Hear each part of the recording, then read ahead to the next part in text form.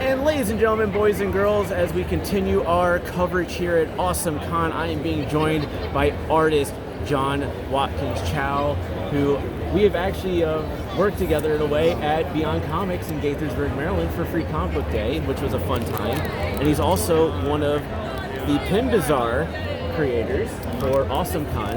But before we get into the pin, John, how has your weekend been so far? It's been on the quiet side. Last time that I was here 2 years ago, I sort of was so busy I couldn't get any. I just didn't get everything finished. This time it's been a lot more quiet, so I've actually been getting caught up on work that I brought with me. So. And what type of work have you been working on lately that you can talk about? 'Cause I know there's certain things you're not allowed to talk about right away. So most of the stuff that I've been working on professionally, art-wise, is are sketch cards for Upper Deck. So lots of Marvel sets. Let's see. This year I've done some Into the Spider. Oh, okay. I'll hold it like that. Just tell me the picture. Into the Spider-Verse. Some Spider-Man stuff. Let's see. Some more Into the Spider-Verse, Spider-Man stuff.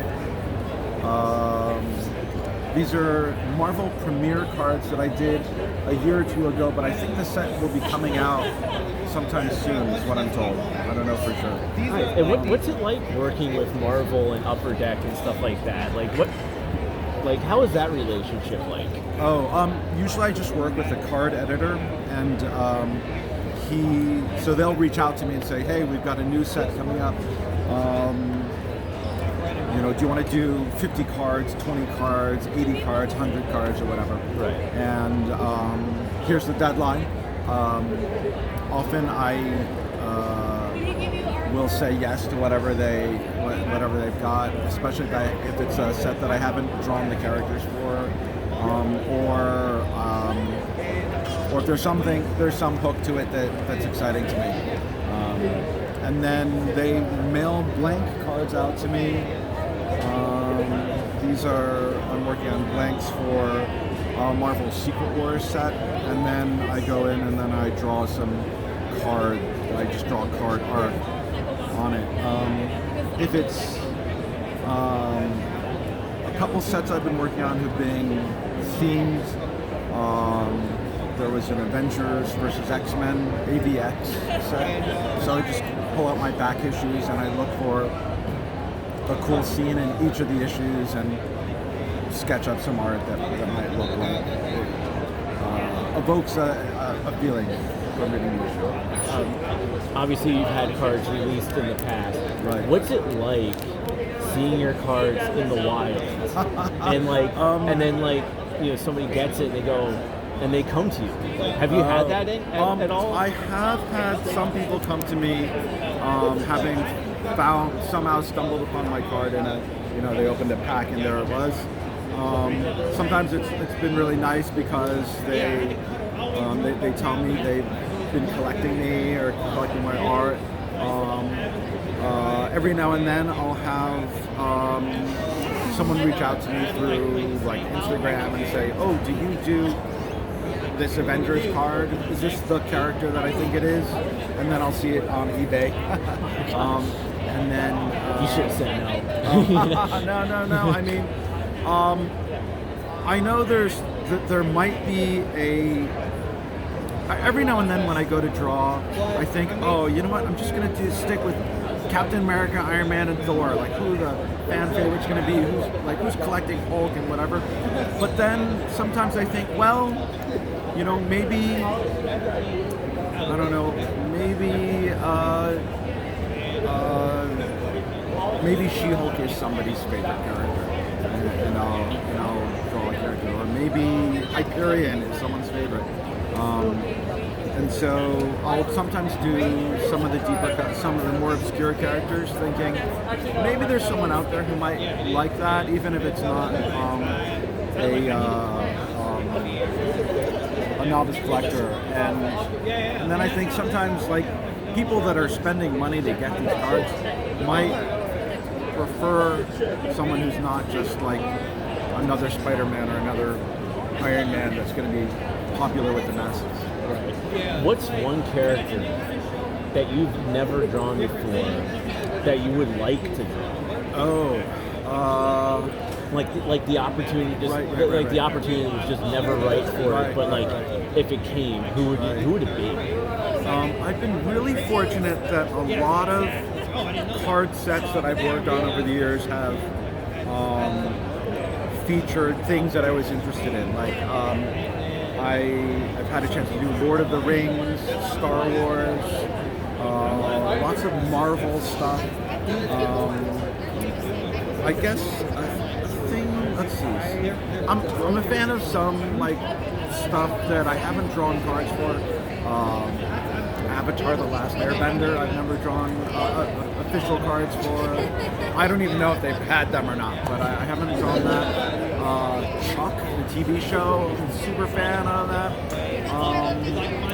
Fringe, but I feel like if I stopped drawing sketch cards, I'd be content in knowing that I got a chance to draw most everyone who I wanted. There's no character who's still out there that's like a grail art. There's no holy grail character.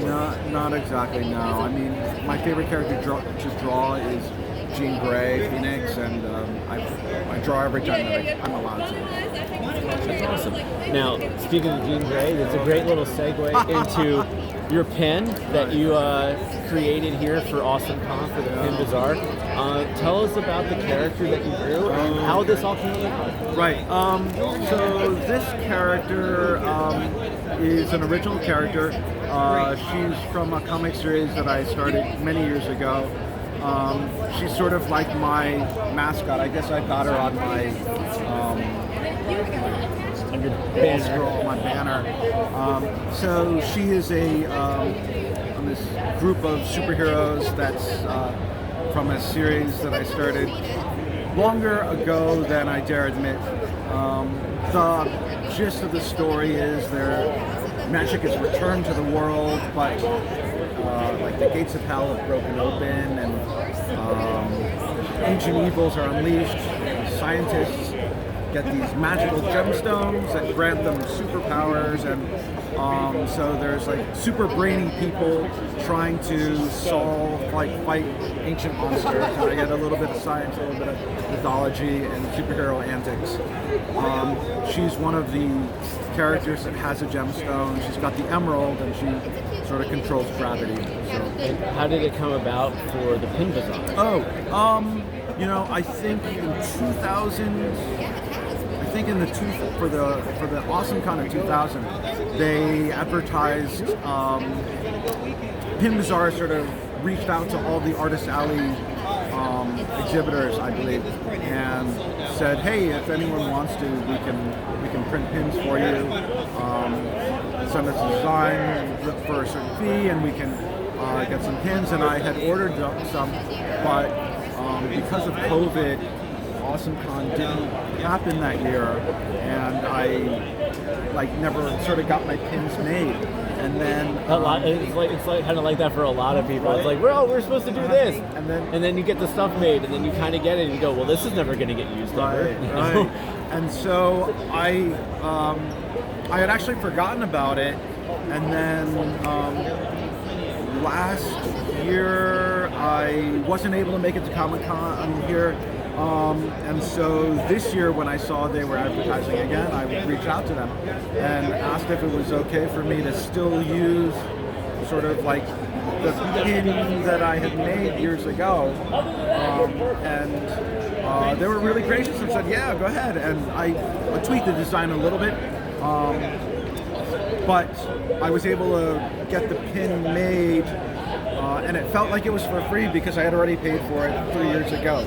So that worked out really nicely. That's cool. Last question for you, because I know you got cards to make.